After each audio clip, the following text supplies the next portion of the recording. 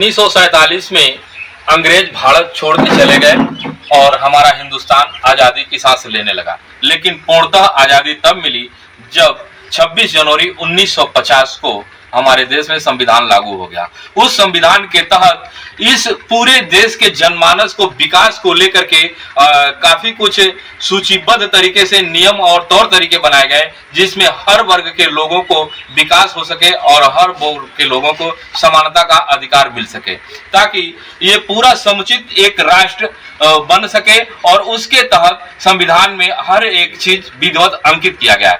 उसमें जाति वर्ग को लेकर के कुछ जातिगत जनगणना के संबंध में काफी भ्रांतियां हैं, जहां पे जिन लोगों को आरक्षण मिलना चाहिए उनके आरक्षण को छीन करके कुछ ऐसे लोग उनके आरक्षण पे हावी हो गए हैं, जिससे सरकारी लाभ लेने के लिए उन लोगों का दिन रात यह मनसा बना हुआ है। आइए हम आप लोगों को लेकर के चलते हैं जाति शोध समिति के अध्यक्ष के पास और इनसे जानना चाहेंगे। हमारे आज स्टूडियो में मौजूद हैं नागेंद्र पांडे जी, और इनसे हम जानना चाहेंगे कि जातिगत जनगणना को लेकर के क्या क्या जानकारियां हमको देते हैं और जहां पे शासन और प्रशासन में समुचित लोगों को समुचित लाभ मिल सके।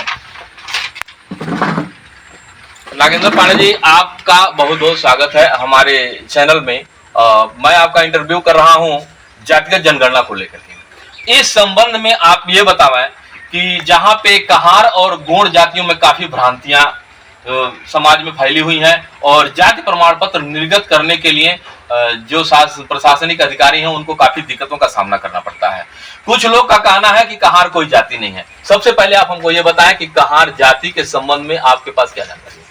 देखिए, उत्तर प्रदेश में जो पिछड़ा वर्ग कल्याण निदेशालय है, उसके द्वारा जो उत्तर प्रदेश के लिए जो पिछड़ी जाति की सूची जारी की गई है, उसके तहत कहार जो है पिछड़ी जाति में क्रमांक 4 पर दर्ज है। भारत सरकार पिछड़ा वर्ग आयोग भारत सरकार के द्वारा भी जो है कहार जाति के विषय में जो सूची जारी की गई है, वह पिछड़ी जाति के सूची में कहार जाति दर्ज किया है। इससे स्पष्ट है कि कहार जाति जो है वह एक जाति है और यह पिछड़ी जाति की सूची में दर्ज है। दूसरा चीज, अगर आप आज़ादी के पहले अगर चले जाएं तो गोरखपुर की अगर हम बात करते हैं तो गोरखपुर का गजेटियर 1909 है। उसमें जो दिया गोरखपुर में और उससे जो सटे आसपास के जो जनपद थे, उस समय 1909 में गोरखपुर और इससे सटे जनपदों के जो लोग आसपास उससे जुड़े जनपद के लोग हैं, उसमें कहार जाति का 89,355 जनसंख्या 1909 में पाई गई। इससे अगर हम आज़ादी के पहले से बात करें और आज की स्थिति में बात करें तो कहार जाति रही है और कहार जात है। इसमें कहीं कोई संदेह नहीं कि कहार जाति नहीं है, कहार जाति है। कहार जाति मूलतः जो समाज में पाई जाने वाली एक जाति रही है। इस जाति का मूल पेशा डोली ढोना, घरों में पानी भरना, लोगों के साथ में उठना बैठना रहा है। इस जाति के साथ आज़ादी के पूर्व से लेकर के और अभी तक कभी भी अस्पृश्यता, अनटचबिलिटी का कहीं कोई भाव नहीं रहा है। यह कहार जात समाज के साथ उठने बैठने का काम करने का, भूजा भूजने का काम, यह डोली ढोने का, पालकी ढोने का जो काम है ये करते रहे हैं। तो कहार जाति समाज के साथ रहने वाली सरकारी रिकॉर्ड में दर्ज एक जाति है। सर, गोरखपुर जनपद जब एक कई जनपदों को लेकर के पड़ोसी जनपदों को मिलाकर के एक ही जनपद हुआ करता था, उस समय गोरखपुर जनपद में कहार जाति की स्थिति क्या रही और अब क्या है? जैसे हम बताएं आपको कि गजेटियर जो गोरखपुर जनपद का जो पहले अंग्रेजी शासनकाल में जनपदों का गजेटियर बनाया जाता था, तो जो गोरखपुर का गजेटियर वर्ष 1909 का है, उस गजेटियर में स्पष्ट रूप से लिखा गया है कि यहाँ पाई जाने वाले कहार जाति की जो जनसंख्या है वो 89,355 रही है। इससे स्पष्ट है कि यहाँ गोरखपुर में कहार जाति की जनसंख्या गजेटियर के अनुसार रही है। उसके अलावा हमारे पास बनारस का, मिर्जापुर का, बलिया का, गाजीपुर का, आजमगढ़ का, गोरखपुर का, बस्ती का गजेटियर, बहराइच, गोंडा, इन सभी जनपदों के गजेटियर हैं। सभी जनपदों के गजेटियर जो हैं 1911 के बीच के हैं, आज़ादी के पहले के हैं। सभी जनपदों के गजेटियर के अनुसार जो है कहार जाति की जनसंख्या इन पूरे पूर्वी उत्तर प्रदेश के सभी जनपदों में पाई गई है, जिसके लिखित साक्ष्य उपलब्ध हैं।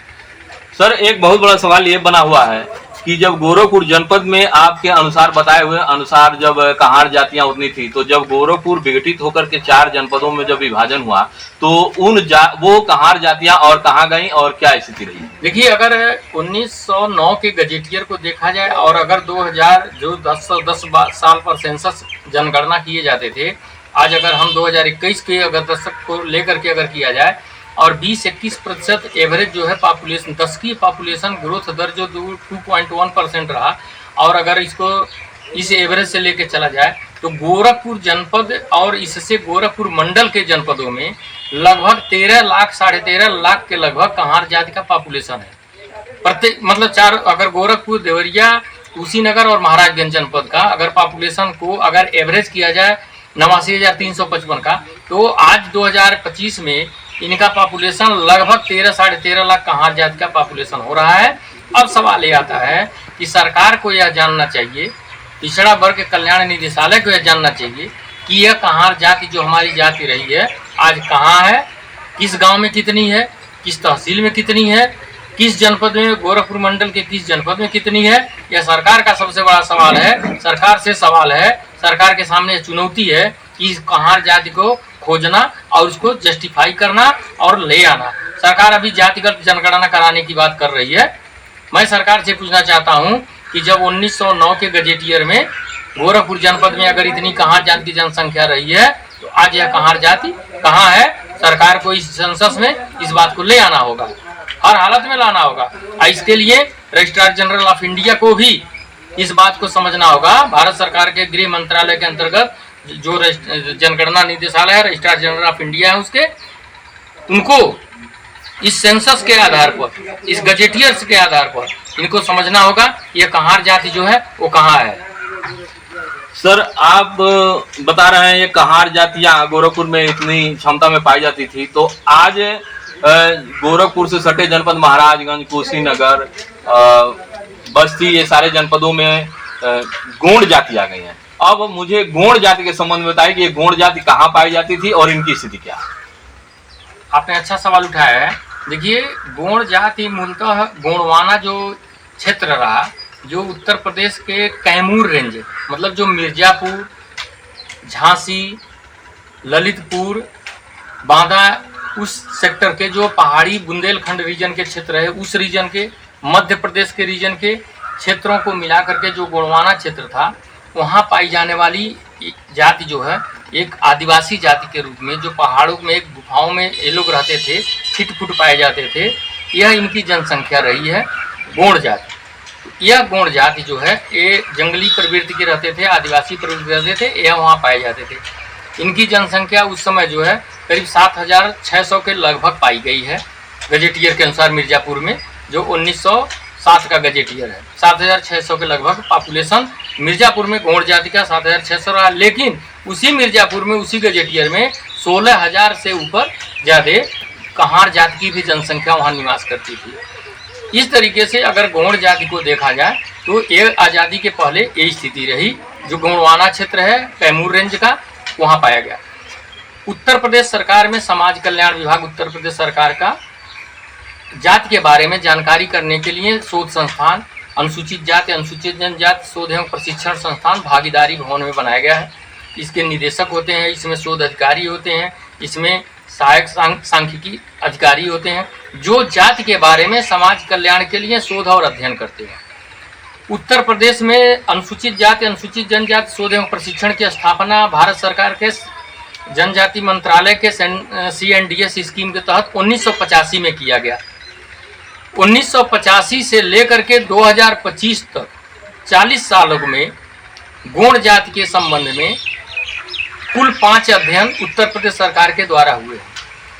1988 में शोध हुआ, 2004-5 में शोध हुआ और 2018 में जो 3 शोध हुए हैं गोंड जाति को लेकर हुए हैं, और 2 शोध ऐसे हुए हैं, एक गोंड जाति के देवी देवताओं को लेकर के, जिनके ज्वेलरी आदि को लेकर के, इस तरीके से हुए हैं।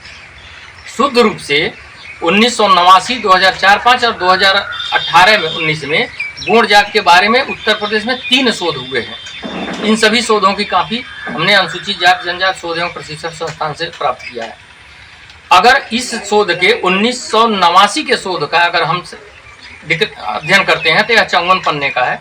इसमें लिखा हुआ है, यह अध्ययन इसलिए कराया गया कि तमाम इस एरिया के गोरखपुर, बस्ती, देवरिया, गाजीपुर, बलिया आदि जनपदों में कुछ गौड़ जाति के नाम पर फर्जी कहार जाति के लोगों के द्वारा गौड़ बनने का प्रयास किया गया।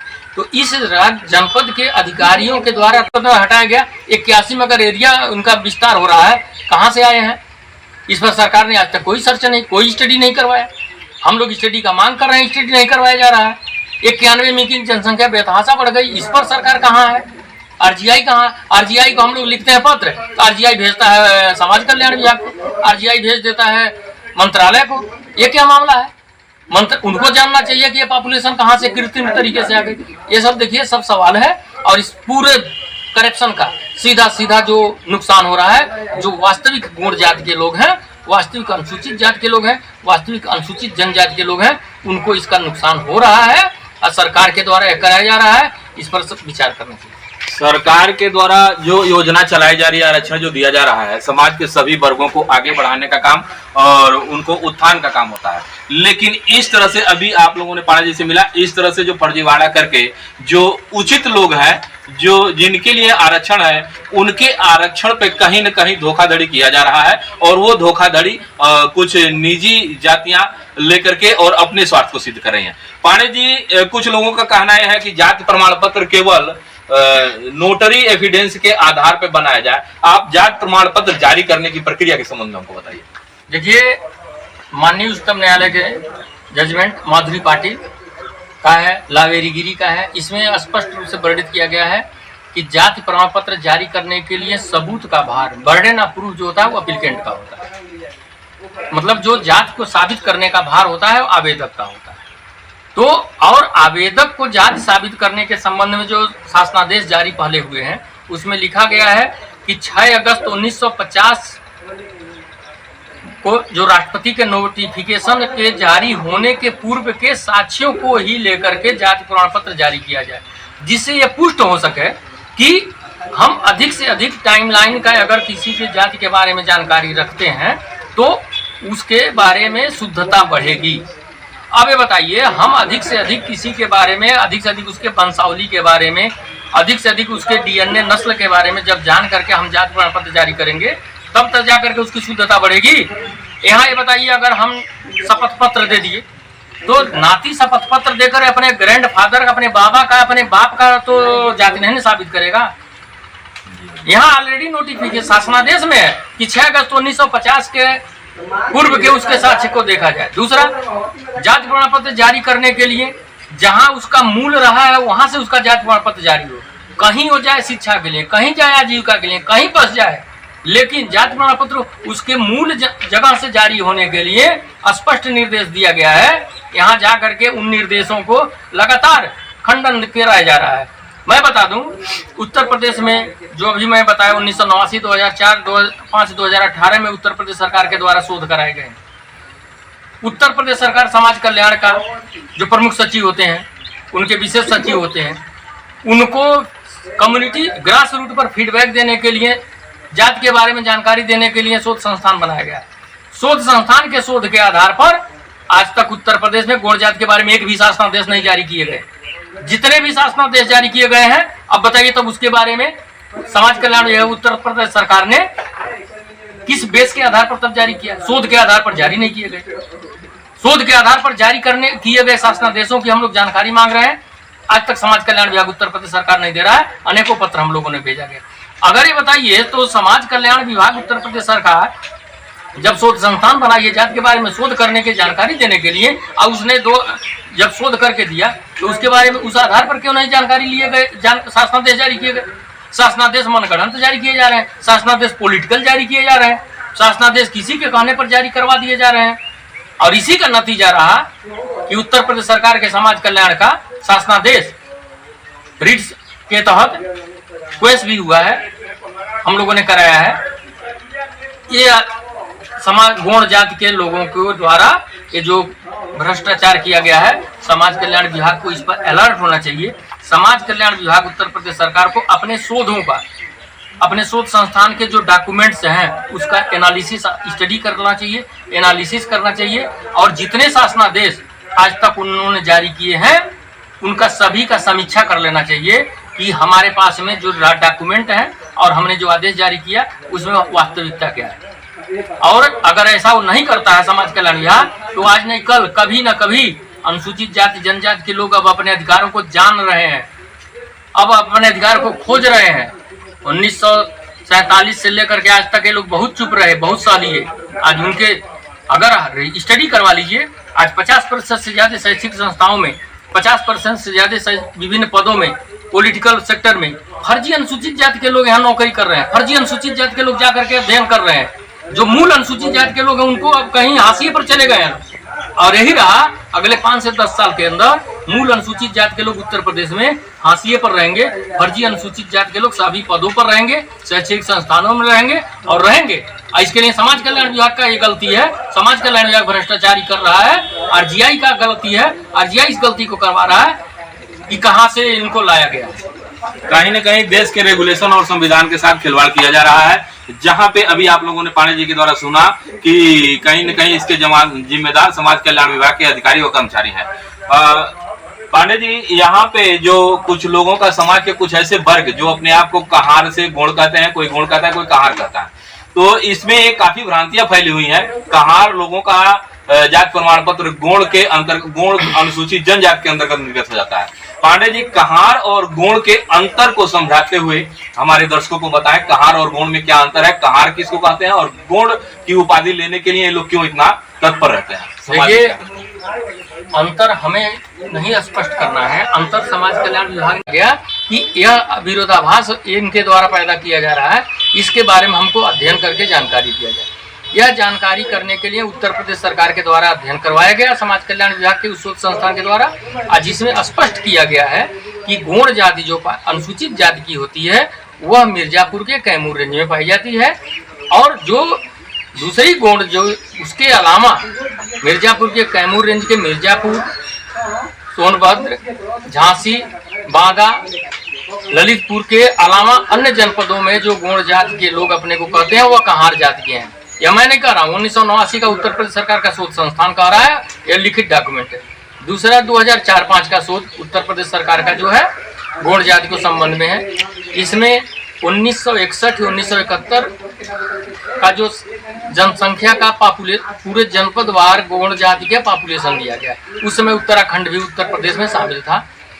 उसमें 1961 और 1971 के जनगणना के अनुसार जो गौड़ जाति की जनसंख्या है वह सिर्फ उन्हीं 4 जनपदों में जो कैमूर रेंज के हैं, मिर्जापुर है, झांसी है, ललितपुर है, बांदा है, उन्हीं 4 जनपदों में केवल पाई गई। 1961 में इनकी जनसंख्या 35,000 के लगभग रही है। ये जनसंख्या लगभग में है, कुछ हजार सैकड़ा में भी है, इकाई दहाई सैकड़ा में भी है। फिर 1961 के सेंसस में, 1971 के सेंसस में इनकी जनसंख्या लगभग 44-45 हजार के लगभग हो गई है। 1981 का जब सेंसस हुआ तो इनकी जनसंख्या लगभग 58,000 हो गई है। लेकिन जनसंख्या उन्हीं 4 जनपदों में 1961 और 71 तक रही है। 1977 में भारत सरकार के द्वारा गौड़ जाति से क्षेत्रीय प्रतिबंध हटाया जाता है।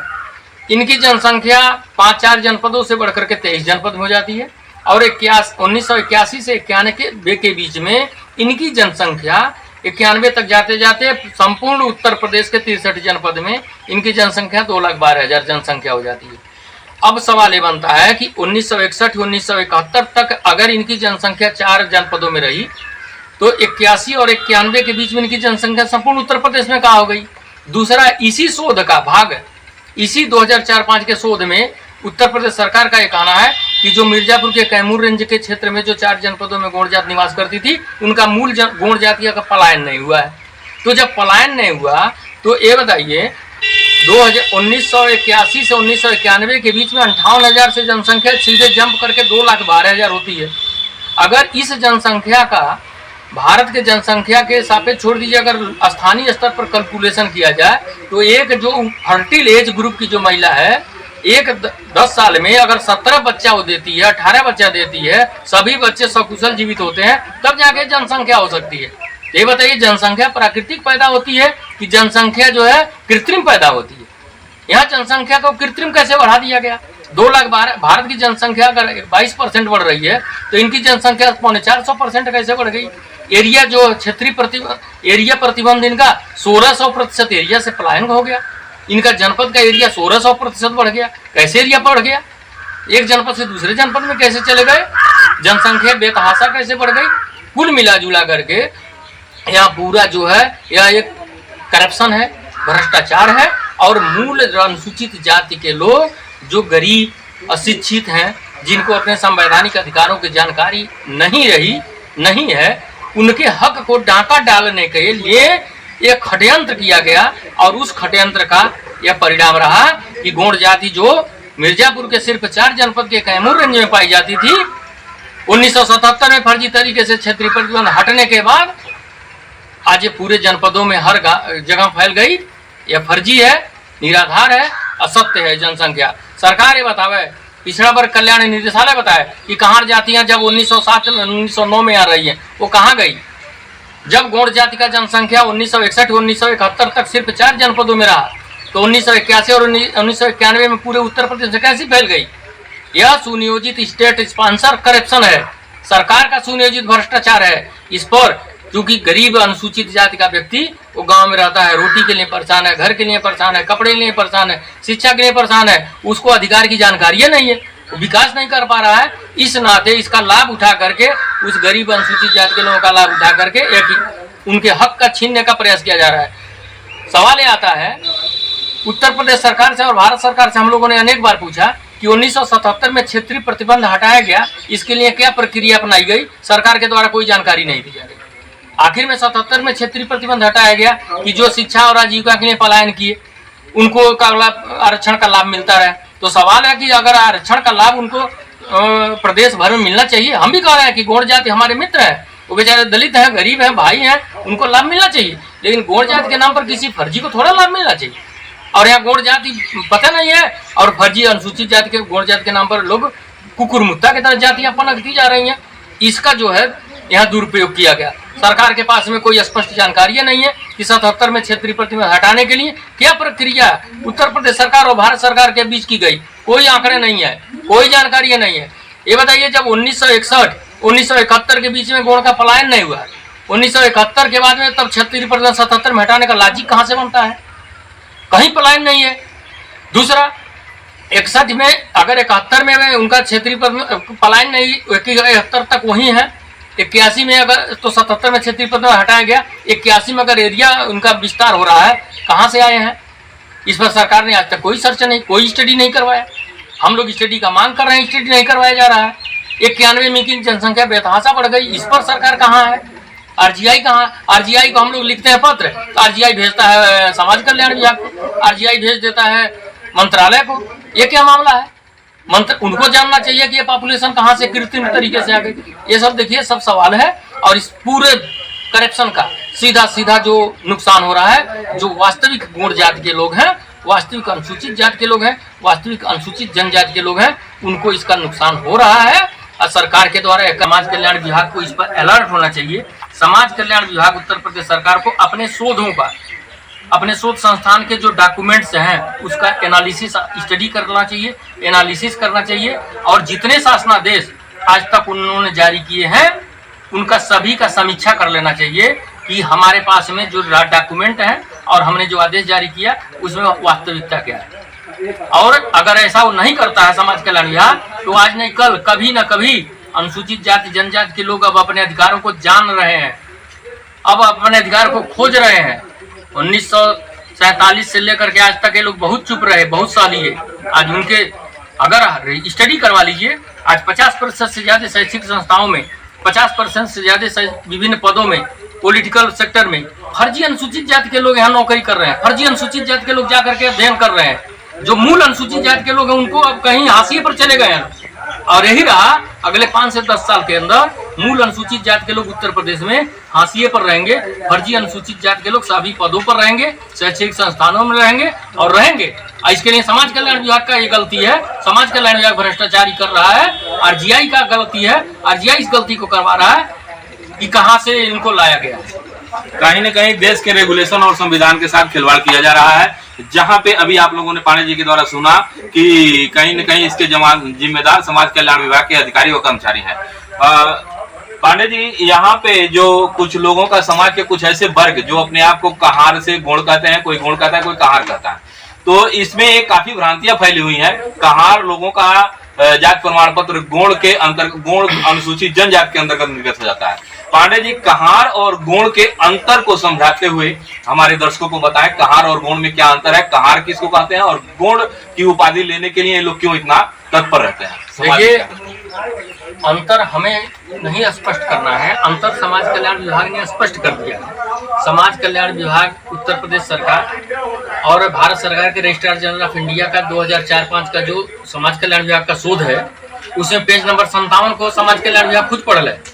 जब 1961 और 1971 का जो पॉपुलेशन जनपदवार उत्तर प्रदेश का दिया हुआ है, यहाँ गोंड जाति जब उत्तर प्रदेश के सिर्फ 4 जनपदों में पाई गई है, तो वो कैमूर रेंज के जनपद हैं, झांसी है, ललित मिर्जापुर है, झांसी है, ललितपुर है, बांदा, उसी चारों जनपद में पाई गई है। तो हमें कहाँ स्पष्ट करना है? ये तो स्पष्ट है कि गोंड जाति वहां पाई गई, उत्तर प्रदेश के अन्य सारे जनपदों में यह गोंड जाति नहीं रही है। तो स्पष्ट है कि जो गोंड जाति है वो यहाँ की जाति नहीं है, उधर कैमूर रेंज की जाति है। और जो कैमूर रेंज की जाति गोंड जाति है, उनको आरक्षण का लाभ मिले, उनको सुविधाएं मिले। अन्य जनपदों में यदि वो लोग शिक्षा और आजीविका के लिए पलायन किए हैं, तो भारत सरकार के शासनादेशों के अनुसार, उत्तर प्रदेश सरकार के शासनादेशों के अनुसार, माननीय उच्चतम न्यायालय के आदेशों के अनुसार वह कहीं पलायन करके गए, जाति प्रमाण पत्र उनका वहां से जारी हो, उनको वहां से जाति प्रमाण पत्र लेकर आए, पूरे प्रदेश में उनको लाभ मिलना चाहिए। हम तो उसका स्वागत करना चाहते हैं, लेकिन सत्य का स्वागत करने के लिए बैठे हैं। यहाँ जहाँ रहे ही नहीं, वहाँ कैसे इनको लाभ मिल गया? अब ये बताइए, उत्तर प्रदेश में गोंड जाति के लिए क्षेत्रीय प्रतिबंध जो पहला अनुसूचित जाति के लिए अमेंडमेंट 1950 में जारी किया गया, 1957 में अमेंडमेंट किया गया, 1967 में अनुसूचित जाति के लिए अमेंडमेंट संशोधन किया गया। इसमें गोंड जाति अनुसूचित जाति के लिए क्षेत्रीय प्रतिबंध के तहत वहां रही। 1977 में इस जाति के लिए क्षेत्रीय प्रतिबंध हटाया गया। आज जो गोंड जाति का जो कह रहे हैं लोग कि हम गोंड जाति हैं, आखिर में 1950 से 1977 के बीच में उनको क्या लाभ मिला था? 1977 में क्षेत्रीय प्रतिबंध हटा, तो 77 से 1950 के बीच में उनको क्या लाभ मिला था? किस जाति का लाभ लेकर के उन्होंने लाभ लिया? इस जाति को डिफाइन कर ले, वो अपने आप दूध का दूध, पानी का पानी हो जाएगा। दूसरा चीज, जब क्षेत्रीय प्रतिबंध वहां के लिए है, सरकार का स्पष्ट आदेश है कि जहाँ के रहे हैं मूल जनपद से इनका जाति प्रमाण पत्र जारी हो, तो वहां से गोंड जाति का जाति प्रमाण पत्र जारी होना चाहिए। वहां से जाति प्रमाण पत्र लें, पूरे प्रदेश में अपना लाभ लें, स्वागत है सभी लोगों का। बाकी अन्य जनपद के अगर गोंड कोई कहते हैं तो वह कहार हैं, वह गोंड अनुसूचित जाति के नहीं है, वो कहार जाति के, गोंड जाति के हैं। यह सरकार को स्पष्ट कर लेना चाहिए और करना पड़ेगा। इसके लिए सरकार को सचेत हो जाना पड़ेगा, सरकार को तैयार होना पड़ेगा। चाहे इसके लिए सरकार अगर नहीं सुधार करती है अपने इन गलतियों का, तो न्यायालय में आना पड़ेगा और दंड भी उठाना पड़ेगा, इन लोगों का सजा भी होगा। इस नाते यह सरकार को सुधार कर लेना चाहिए।